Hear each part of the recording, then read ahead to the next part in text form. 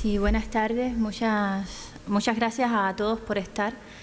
Quisiera, si me permiten, comenzar agradeciendo pues la invitación de FAES y la amistad de este centro y también del señor presidente Aznar,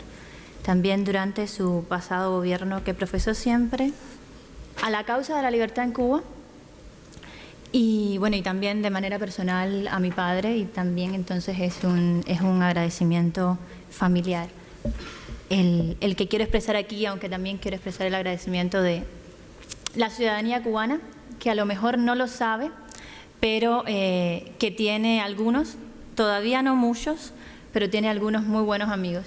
y entre ellos estamos aquí sentados hoy. Muchas gracias. Y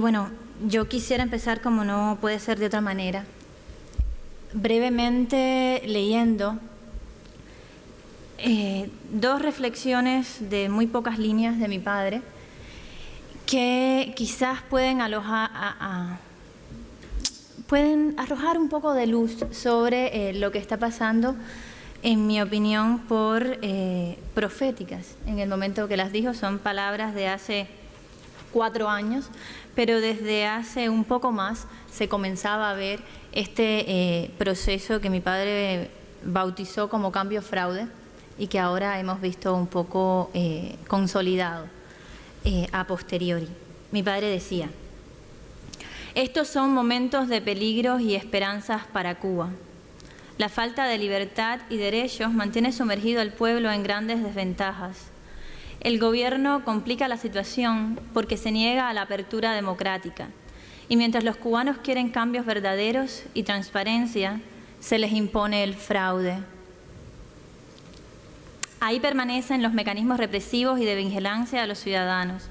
la dependencia total y obediencia de los tribunales al grupo de poder, a sus ordenanzas, la crueldad en las cárceles, los sistemas de control, las concepciones y prácticas de exclusión y señalamiento y fichaje.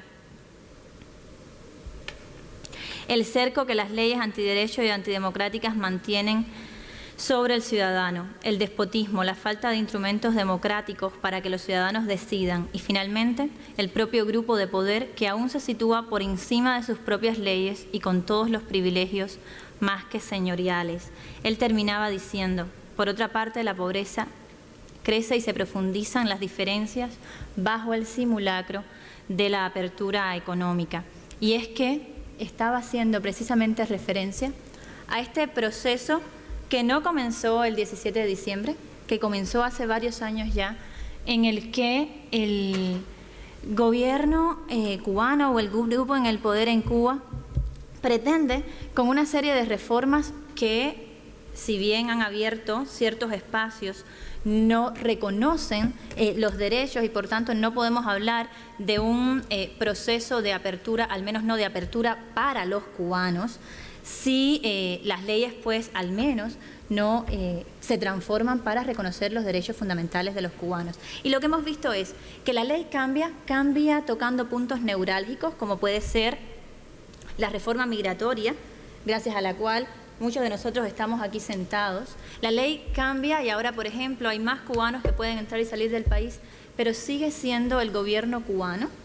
quien decide quién entra y quién sale de Cuba y cuándo lo va a hacer. Así, hay muchas personas que todavía no pueden entrar al país y otras que no pueden salir, y no estoy hablando solamente de los que estamos políticamente comprometidos. Por ser quizás el único neurocirujano que queda en la provincia de Holguín, puedes ir a pedir el permiso en el pasaporte y encontrarte con que no puedes salir por otros asuntos de interés público, que es exactamente el término que usa la ley, para dejar en manos del gobierno el poder de decisión. O sea que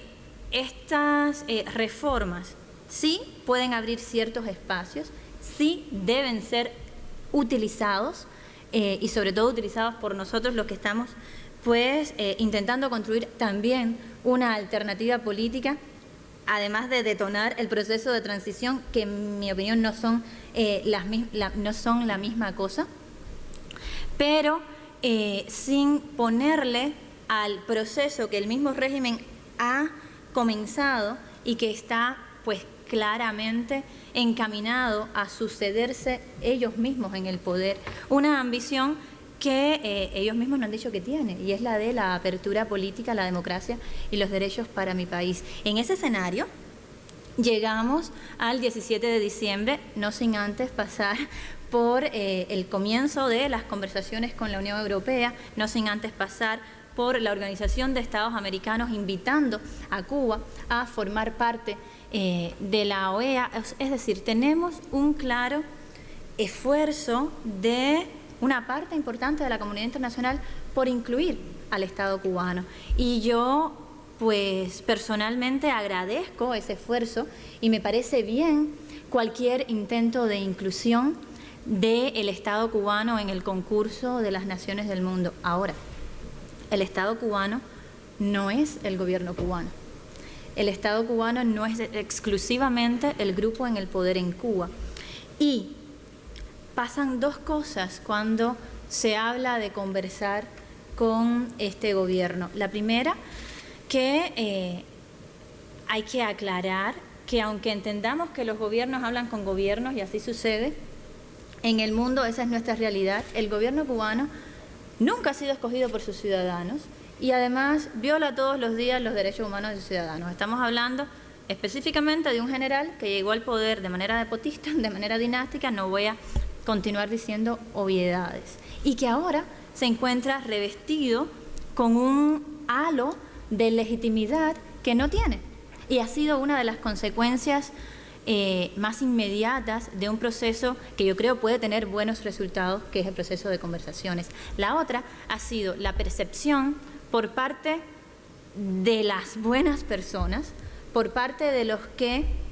en el mundo entero quieren la libertad y la democracia para Cuba, de que el problema de Cuba se está resolviendo. Hay una percepción de que hay un proceso de apertura en Cuba. Y en cualquier caso, que además no creo que todavía estemos ante el caso en el cual podamos decir Cuba se ha abierto al mundo y el mundo se ha abierto a Cuba, la prioridad de los cubanos es que Cuba se abra a los cubanos. Y ese punto, pues, todavía no ha ocurrido. Y no puede ocurrir, y por eso la inclusión se queda a medias, porque los cubanos no tenemos los recursos democráticos, no tenemos los recursos legales para entendernos, por ejemplo, con los inversionistas extranjeros. Los cubanos no tenemos los recursos democráticos, repito, para beneficiarnos de algunos de los aspectos, al menos de algunos de los aspectos, como puede ser el aspecto económico, que sabemos es fundamental, y de los beneficios que podría traer pues este tipo de intercambio con la comunidad internacional. Por eso el énfasis es, cuando se trata de la comunidad internacional, cuando se trata de la inclusión, en que el discurso y los hechos no se queden como lastimosamente se han quedado hasta ahora. Yo espero que este no sea el final del proceso, en responder a las demandas concretas del gobierno cubano, como ha pasado hasta ahora con la administración de los Estados Unidos. Y no me malinterpreten, me estoy refiriendo a los hechos concretos que hemos visto. Hemos visto la eliminación de Cuba de la lista de países que patrocinan el terrorismo, hemos visto el retorno de espías vinculados en crímenes internacionales, hemos visto medidas ejecutivas que van a flexibilizar el embargo. Todo lo que hemos visto son demandas del gobierno cubano, ellas ahora respuestas por el gobierno de los Estados Unidos. Pero todavía nos falta escuchar el apoyo, al menos en el discurso, el apoyo concreto a acciones específicas que puedan ser medibles y que nos hablen de un proceso de apertura dentro de Cuba. Y estas acciones, pues, para mí son elementales, ¿no? Porque las necesidades de los cubanos son elementales, pero si no saben cuáles son las demandas del pueblo cubano, ahí está la demanda de decenas de miles de cubanos que a través del proyecto Varela pidieron un referéndum para que cambiara la ley y se garantizara la libertad de expresión, la libertad de asociación, la amnistía de los presos políticos, la amnistía es real, que significa la liberación inmediata, no la deportación a España, perdón, no la licencia extrapenal, siendo el gobierno cubano capaz de producir siempre más prisioneros políticos. Esperamos que el apoyo sea la liberación incondicional e inmediata de los prisioneros, como también a la detención de la represión en Cuba, a la detención de las golpizas, a las damas de blanco todos los domingos, una investigación en el caso del atentado al Premio Sájarov del Parlamento Europeo, que es mi padre, en temas de represión, pero en temas y por eso estamos pues iniciando una campaña precisamente por la realización de un plebiscito en Cuba, no porque creamos que el plebiscito es la solución, sino porque creemos que hay que ponerle un punto de implementación al proceso de transición para poder poner en práctica las leyes que desde la oposición o en conversación también con las autoridades se lleven a cabo. Es fundamental que se tenga un punto de implementación, y ese punto de implementación viene a partir de la movilización ciudadana, pero viene también esperando el apoyo internacional a los cambios concretos y a medidas que puedan ser de hecho el inicio de un proceso de transición, y con esto creo que ya he cogido más del tiempo que tenía.